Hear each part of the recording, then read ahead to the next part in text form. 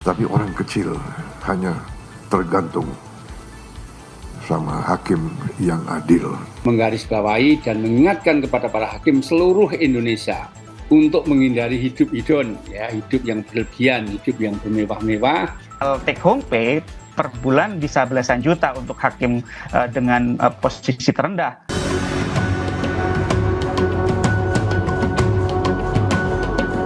Gaji hakim naik hingga 280%. Presiden Prabowo Subianto sendiri yang mengumumkan kenaikan gaji hakim untuk meningkatkan kesejahteraan dan menjaga integritas hakim. Tidak bisa disogok, tidak bisa dibeli. Orang miskin, orang kecil hanya bisa berharap kepada hakim-hakim yang adil. Orang yang kuat, orang yang punya uang banyak, dia bisa berbuat. Dia bisa punya tim hukum yang luar biasa. Tapi orang kecil hanya tergantung sama hakim yang adil. Hakim yang tidak bisa disogok. Hakim yang tidak bisa dibeli. Hakim yang cinta keadilan. Hakim yang cinta rakyat. Mahkamah Agung tentu menyambut baik kenaikan gaji hakim. Namun dengan kenaikan gaji, pimpinan MA mengingatkan agar hakim menghindari hedonisme dan gaya hidup mewah. Dengan peningkatan gaji hakim tentunya pimpinan Mahkamah Agung menggarisbawahi dan mengingatkan kepada para hakim seluruh Indonesia untuk menghindari hidup hedon, ya, hidup yang berlebihan, hidup yang bermewah-mewah, ya, kemudian tidak melakukan perbuatan tercela yang dapat mencoreng institusi.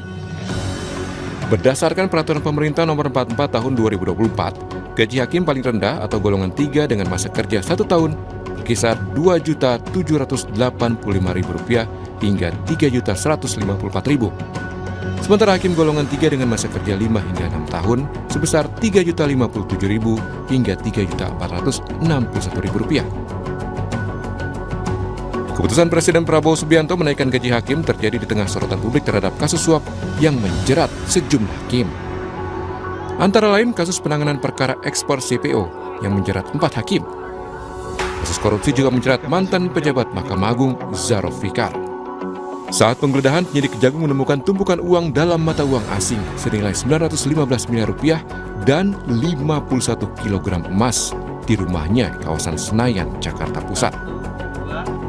Data KPK mencatat dari tahun 2010 hingga 2025 ada 31 hakim yang terjerat kasus korupsi dan ditangani lembaga itu.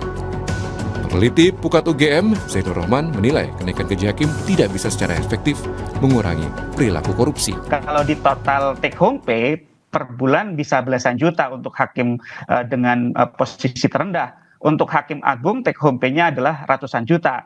Sekali lagi saya apresiasi, namun demikian ini bukan merupakan obat penawar untuk segala bentuk permasalahan korupsi di Indonesia. Ini tidak akan serta-merta otomatis menghilangkan korupsi. Yang akan direduksi adalah corruption by need, korupsi karena kebutuhan.